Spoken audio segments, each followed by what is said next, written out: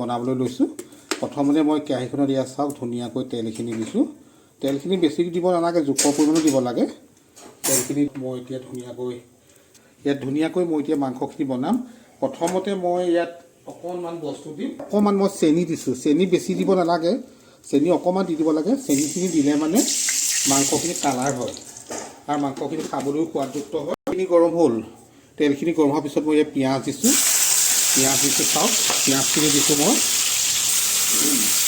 পিঁয়াজখিনি মই ধুনীয়াকৈ ভাজি লৈছোঁ। ভাজি লৈ পিনি মই তাৰপিছত মাংসখিনি দিম আৰু ইয়াতে মই পিঁয়াজৰ লগতে অলপ কম পৰিমাণে মছলা দি দিছোঁ।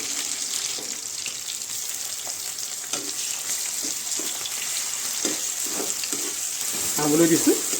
যেতিয়া মছলাখিনি ৰঙা হ'ব তেতিয়া তাতে মই মাংসখিনি দি দিম। ৰঙা কৰি লৈছোঁ। ইয়াতে অকণমান মছলা দি দিলোঁ। এতিয়া মছলাখিনি মানে মছলা আৰু মানে পিঁয়াজখিনি প্ৰায় ৰঙা পৰিছে। এতিয়া মই ইয়াতে মটনখিনি দি দিছোঁ। ইয়াত মাংসখিনি দি দিছোঁ। মই লৰাই দিছোঁ। ধুনীয়াকৈ মই তেলৰ লগত পিঁয়াজৰ লগত সানি দিছোঁ আৰু লগতে মই নিমখ দি দিছোঁ। ইয়াতে দৰকাৰ হ'লে আকৌ দিম। পিছত মই মাংসখিনি অলপ হালধি দিছোঁ। হালধি দিয়াৰ পিছত মই আকৌ ইয়াত মছলা দিছোঁ। মছলা বেছি দিব নালাগে, অলপ কম পৰিমাণে দিছোঁ। ইয়াৰ মছলা দিছোঁ। মিক্সাৰত গুড়ি কৰি ল'লোঁ। এতিয়া ইয়াতে ধুনীয়াকৈ দি দিছোঁ।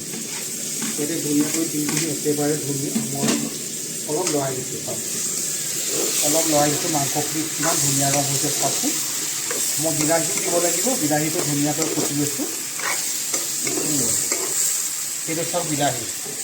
সেইবাবে মই এই বিলাহীটো ইয়াতে দি দিছোঁ। চাওক এতিয়া মই মাংসখিনি লৰাই দিছোঁ। মাংসখিনি ধুনীয়াকৈ প্ৰায় আধা ভাজিছে। আধা ভজা হৈছে। তাতে মানে মাংসখিনি লাগি যাব নোৱাৰাকৈ মই অলপ গৰম পানী দি দিছোঁ। এই গৰম পানীখিনি মই কৰি লৈছোঁ। গৰম এটা জাৰত অলপ পানী দিছোঁ, গৰম পানী দিছোঁ মাংসখিনি অকণমান ভালদৰে সিজিবৰ কাৰণে। সেইখিনি পানী দিয়াৰ লগে লগে মই অকণমান লৰাই দিছোঁ। এতিয়া মাংসখিনি প্ৰায় সিজিছে, আধা সিজিছে। ইয়াতে চব জলকীয়া, নিমখ, আদা, ৰচুন, হালধি চব নিমখ দিলোঁ। এতিয়া প্ৰায় মাংসখিনি আধা ভজা হওঁতে মই আলুগুটিখিনি দি দিছোঁ। আলুগুটিখিনি দিয়াৰ পিছত মই ধুনীয়াকৈ অলপ লৰাই দিছোঁ। এই আলুগুটিখিনি আৰু মাংসৰ লগত মই সানি দিছোঁ আৰু প্ৰায় 15-20 মিনিটৰ পিছত মাংসখিনি হৈ যাব। এয়া চাওক মাংসখিনি প্ৰায় হৈ গ'ল। এতিয়া আমি মাংসখিনি ইয়াত মোৰ ভিডিঅ'টো বেছি দীঘলীয়া নকৰোঁ। বেছি দীঘলীয়া কৰিলে সময়টো বেছি হৈ যাব। এতিয়া মোৰ 5 মিনিট ওচৰা-ওচৰি হৈছে আৰু বেছি দীঘলীয়া নকৰোঁ। মোৰ যিটো আজি মই ৰেচিপি বনালোঁ, সেই ৰেচিপিটো যিসকলে চাই আছে মোৰ চেনেলটো ছাবস্ক্ৰাইব কৰিব আৰু শ্বেয়াৰ কৰিব, লাইক কৰিব। আৰু মই মোৰ অনুপম ধেমাজি চেনেলৰ তৰফৰ পৰা আপোনালোকলৈ আন্তৰিক অভিনন্দন জ্ঞাপন কৰিছোঁ। ধন্যবাদ।